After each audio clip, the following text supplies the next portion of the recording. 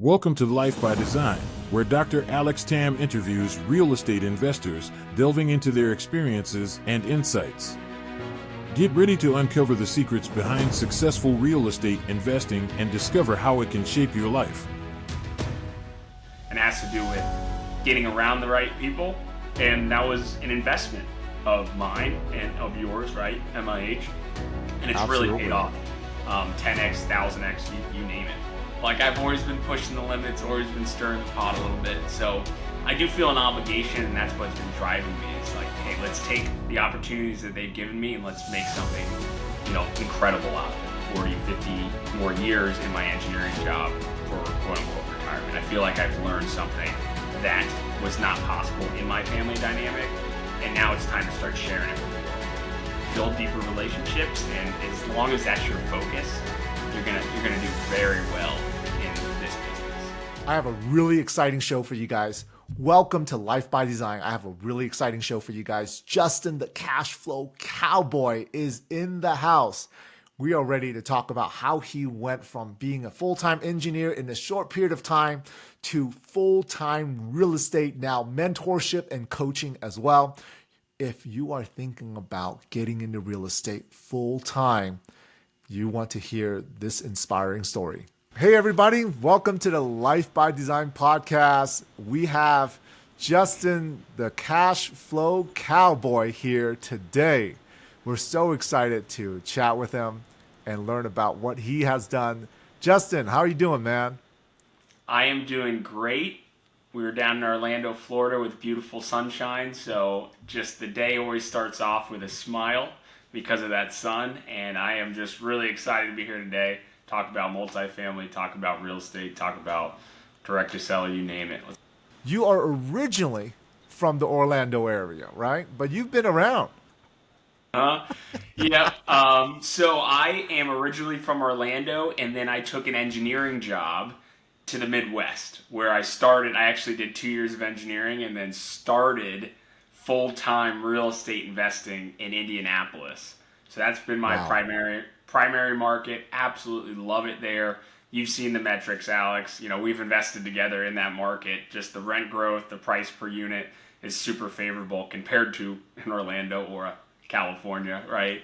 And Absolutely. then I did about 2 years in Michigan with my significant other. She is a doctor. And then she wrapped up her medical school and landed an awesome residency program in Orlando, Florida. So we're back in Orlando, enjoying the sunshine, and couldn't be happier, right? When you were in Orlando growing up, you didn't think you were going to end up being a real estate guru and moving all over the place. How did this thought, you went to school for engineering. How did an engineer like yourself, you're still young, went into real estate? Tell me how that journey went.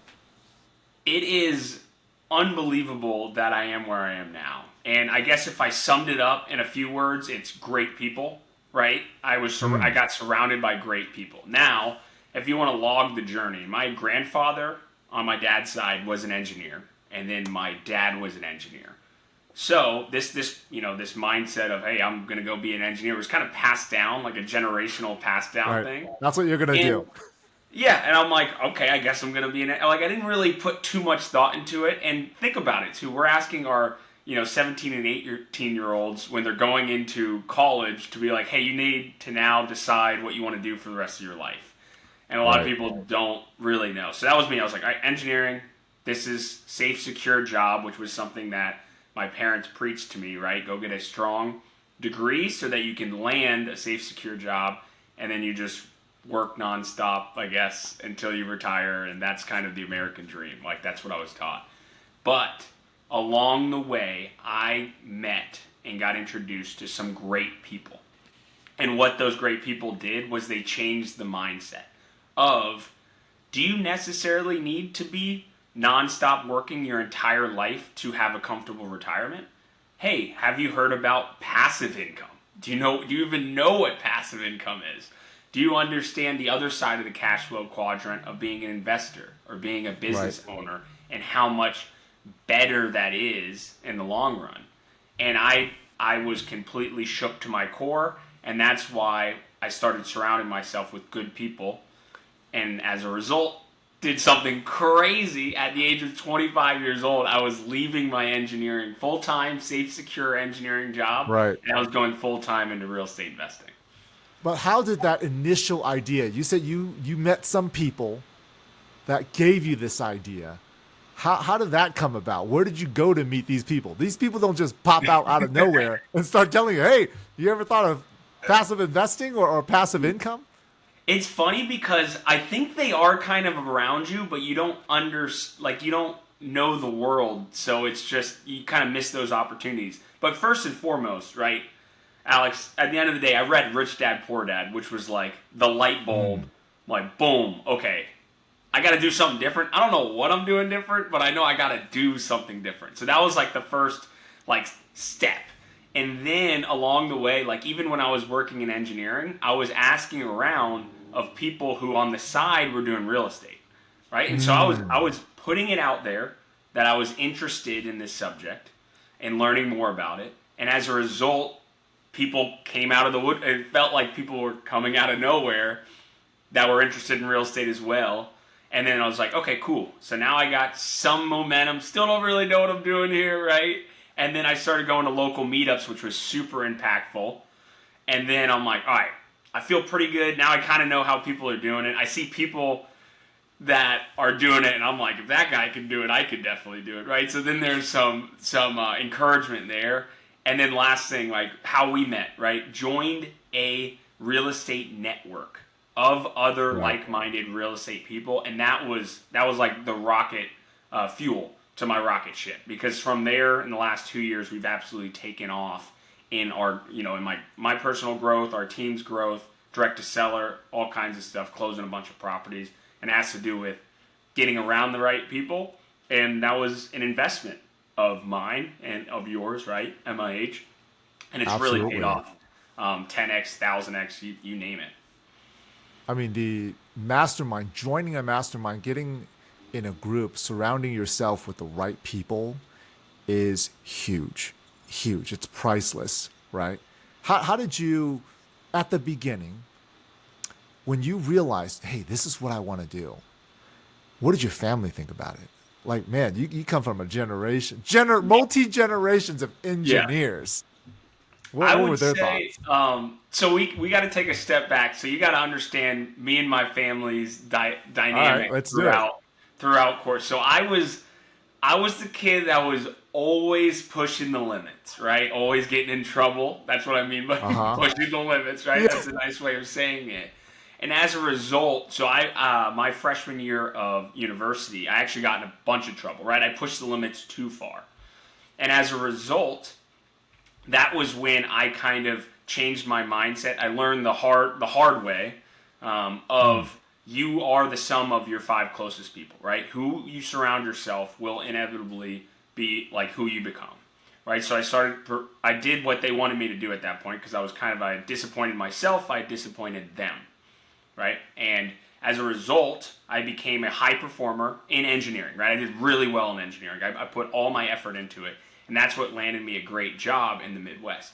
So it was very confusing to them when then, after just 2 years of engineering at a really good job, for me to say, hey, I am thinking about throwing this all away and going into real estate full time. And they were shocked. My mom's always been more of like a, hey, if you don't love what you're doing, do something else. So she was, I would say, more on board. Still didn't understand it because she comes from a medicine background. So she didn't understand that. And then my dad obviously was like, what are you talking about? This is like the dream job in Indianapolis. What are you doing? Healthcare type job.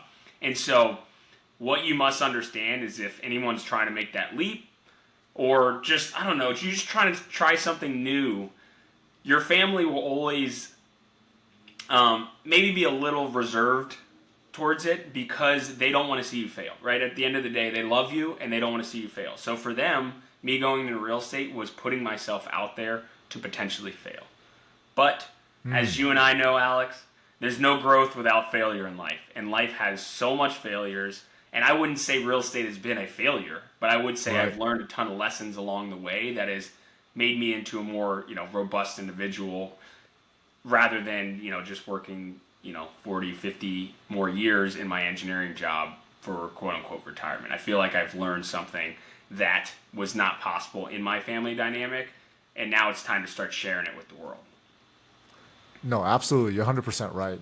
I also believe that certain family members will give you pushback because they, a lot of times, didn't believe in themselves when they try to do something. And now they try to lean that and put that towards you. Oh, don't do it, because they gave up. They gave up on their dreams a long time ago. And now they're telling you not to do it because you guys are on the same boat. We're in the same family. Wow. Justin, what are you doing?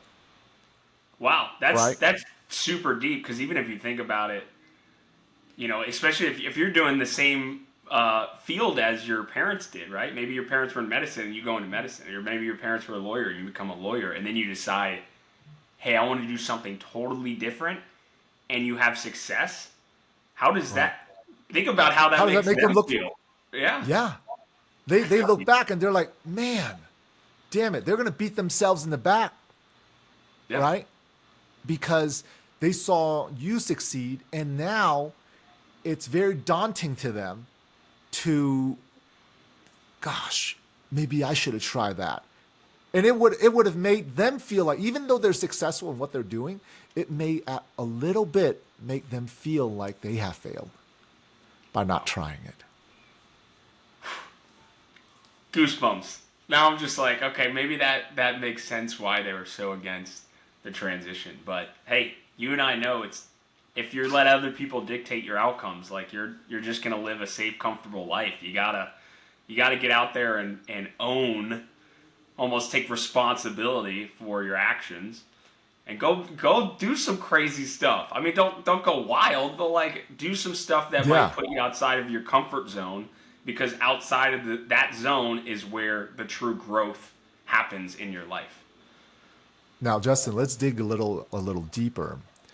Inside all of us, there's usually something that drives why we do what we do, right? What is that driver for you, and why is that so important to you? What's so important to me is, one, I like to share my journey because I want more people, but like the reason I am doing real estate is because if you look back, I have you saw it at the event that we went to. I have this picture that just resonates in my head, and it's the first home that my family had when they immigrated to the U.S. And they came with nothing, and it's a tiny single family home, and then you realize that the front half of it was somebody else's meat market in town, so they raised 6 kids in the back half of this home. Unbelievable stuff. So what I see is they had to survive, and they did everything in their power to survive. And now, a couple generations later, you look at me. Now, am I just going to go through life just playing it safe? Right? That's almost like a disservice to how hard they struggled just to get a footprint here in the U.S. and make a home here. So for me, I view it as I almost have a responsibility to my family to take the opportunities that they've given me and create massive wealth, right? Do something significant with that opportunity rather than just kind of going through the day-to-day, playing it safe. And so that's what really drives me. It's like I want to almost give back to previous generations. It's like this weird driving force behind it all, because at the end of the day, if they went through that struggle, but they passed down a mindset, I mentioned this earlier, of scarcity, right? And it's been moving down. Like you can see it just kind of passed down, and it's not just my family, right? Many people listening. Maybe you've experienced it in your family, Alex, where it's like play it safe because you don't want to put yourself out there too much to fail. Don't stir the pot, Exactly. Don't stir the pot. And right? hey, I mentioned it earlier with how I grow up. Like I've always been pushing the limits, always been stirring the pot a little bit. So I do feel an obligation, and that's what's been driving me. Is like, hey, let's take the opportunities that they've given me and let's make something incredible out of it. Wow. No, I feel 100% what you're saying, because I always feel like my mom and dad didn't work this hard and immigrated to this country just for me to be average and do okay, right? If they worked so hard to cross an ocean, and yours did too, Yeah. right? To struggle in life in a brand new place, didn't really speak the language, and they're able to make it. They've given me an opportunity where you and I have to grab that by the horn and just like run and excel with it, instead of just being complacent and say, "Oh, I think I'm good."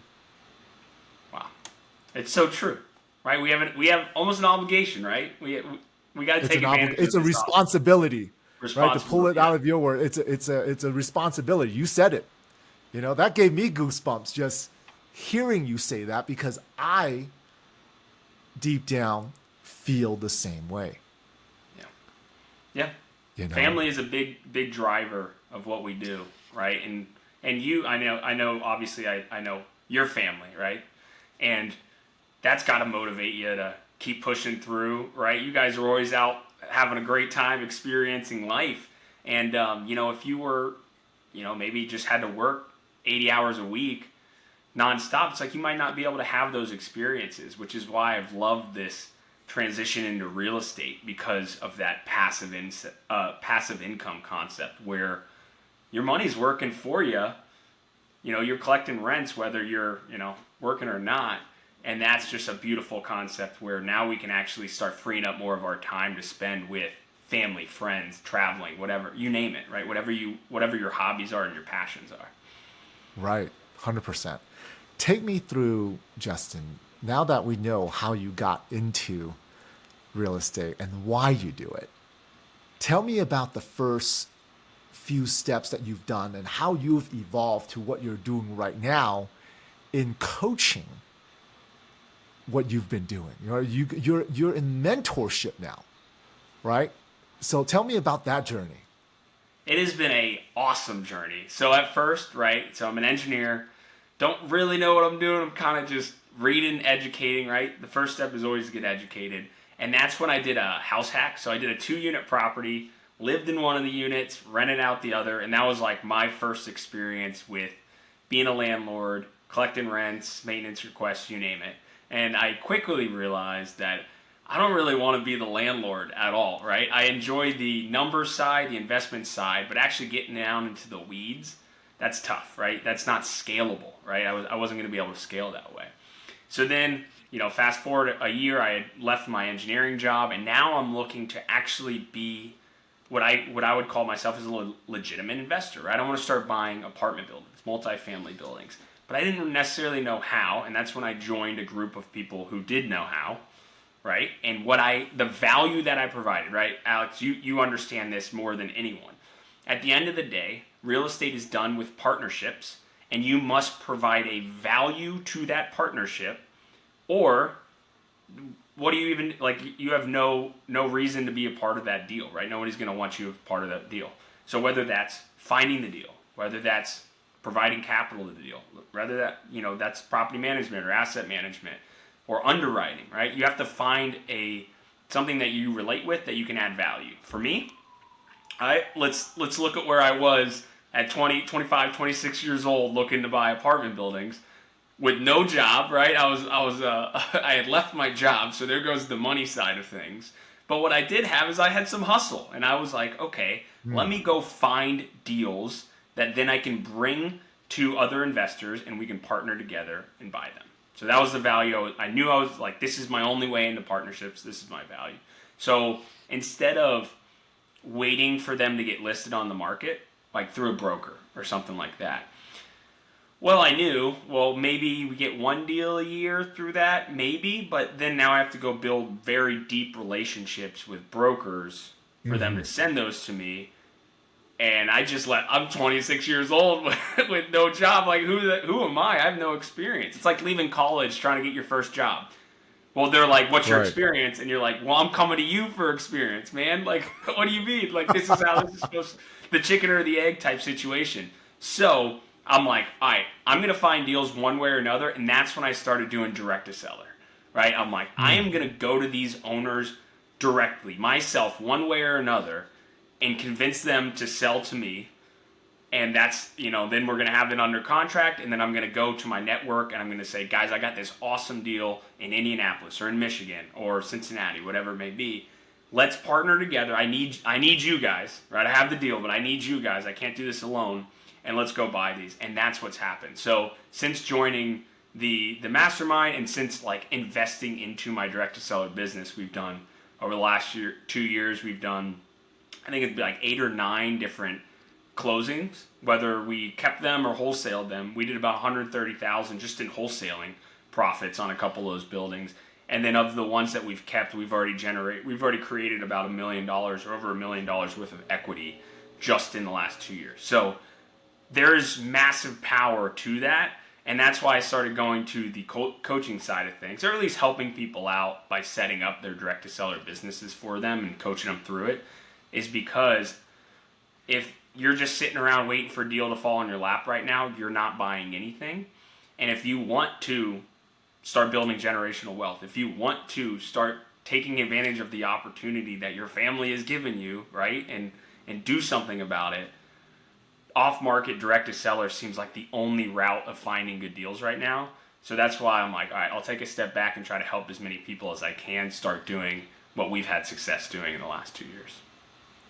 That's wonderful. So you laid out the process of what just happened. But I think a lot of people are missing a piece of being able to hang out with you and being able to hang out with you and Ali and being at the conferences.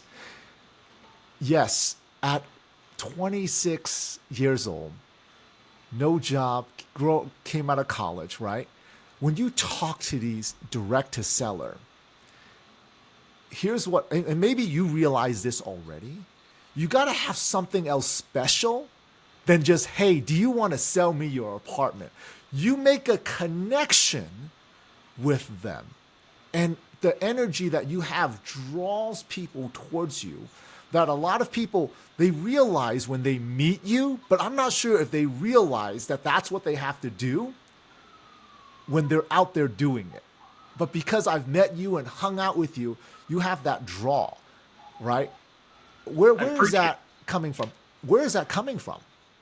I think at the end of the day, right, if you boil down real estate to its fundamental principle, it's people, right? It's always going to be people. There's tenants who are people, and your job, your obligation as a strong real estate investor and operator is to provide quality housing for those people. Now, you also are needing to buy these deals, right, as the investor, and that's partnerships, and partnerships are people, right? And so at the end of the day, if you can understand that even in the direct to seller, which is a great example, if you're just reaching out to people and your goal is obviously to buy their property, but if you're going about it like it's a transaction, you're missing the point here. That's something that they've invested time and energy into building up. They have tenants there that they could have known for 10, 15 years. Who are you? How do they trust you? Do you have a relationship with them? That's more important than the 5,000 here or 10,000 here on the price. It's like, don't even talk about price until you've established that you have some sort of connection with that person. I think that's probably what you see at the conferences as well, is like, if you want to start building partnerships with people, it should not be transactional. It's not just, hey, Alex, here's a deal. Do you want it? No? Okay, see you later, man. Never talking to you again. We're going to have pizza together at Tony's in California, right? We're sitting down. We're sharing meals together.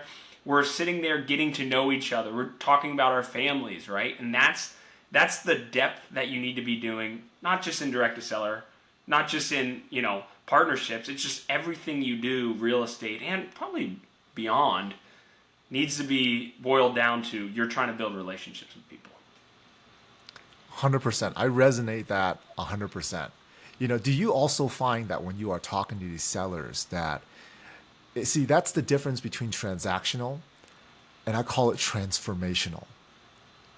And that's what you're doing. You're doing things that is being very transformative because you're transforming their lives in one way or another.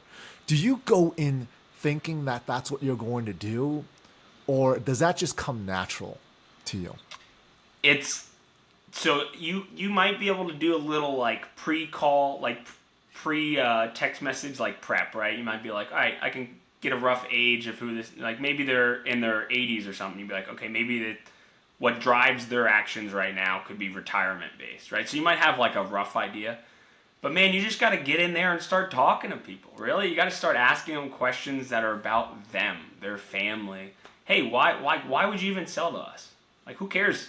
I know we're calling you out of nowhere. Why would you even do it? Oh, you've had some health issues. Well, let's talk about that. Like, I care more about like, are you doing all right? Are you feeling better? Is the shoulder surgery gone well? You want to play golf soon, right? So that's the kind of the depth that you need to be building with people. But you're right. I mean, there is an element of you kind of got to feel it out as you go, and that is a skill, I would say, right? Extroverts are probably a little bit more inclined to it than introverts. But what we've done in our business, what we've helped too with coaching is like these are almost like relationship hacks in a way, right? Send people messages on holidays, right? That's a hack. That's not, it doesn't matter if you're an introvert or an extrovert, you can do that, right? So we've tried to boil down some of these things to help people build deeper relationships that's more systematized. But hey, some people it comes a little bit more natural and some people it requires some work. But at the end of the day, the fundamental is still there. Build deeper relationships, and as long as that's your focus, you're gonna do very well in this business. I agree. How long have you been teaching other people your DTS system now? Let's talk about that. So we launched How's that it then? 2023 in January. Enough people were like, "Hey, we want to start doing direct to seller too. Can we have your system?" And for the longest time, we've been just using it for our business, right? We've been having success buying buildings through our business. And then 2023 rolled around and we're like, all right, let's go ahead and package this for other people so that they can utilize. They can actually have their own direct to seller business and they don't have to worry about the technology. They don't have to worry about setting this thing up. They get our business, the exact system that we're using in our business, and they get to start talking to people, talking to sellers, which is huge. And so that it kind of just started with, let's add, like, similar to a partnership. How can I add value? It's like this is a value that I can provide to people in our network so that they can also get out there and start purchasing properties. And if you've seen the numbers, Alex, you've definitely seen them, right? And we've gone to many conferences. It's the volume of transactions on the market relative to this time last year is down like 50 to 70%, right? Mm-hmm. That's insane. So if let's say you're trying to consistently buy properties every year so that you can build wealth for your family. Well, if it's 2023, you're almost not buying anything if you're waiting around for it to be on the market. So that's why we've had a lot of success building up people's direct-to-seller businesses so that they're still able to close deals even in a tough marketplace. And so, like, if you just look at our business, we've got the 27 unit under contract in Indy. Tomorrow we find out about a 15 unit, whether or not we got that one under contract, a couple blocks away from the 27. So we're still buying, even though if you look at the national media, it's saying that we're in a tough market. And that's because we're doing it direct to seller and not waiting around for a good deal to hit the market. That's brilliant. That's brilliant what you're doing because you're bypassing the brokers and going direct to the sellers. And the sellers, I'm sure, appreciate it. I foresee one day you write a book about this. I mean, you've transitioned so quickly from working safely in your job to getting fully into real estate to developing a course and mentorship. I think a book is in your near future. What do you think? I'm down. Let's do it. Maybe we can co-author a book together. That would be phenomenal. So now that here's the journey that you've gone. What's the next 5 years look like, Justin? What's the next 5 years look like for you?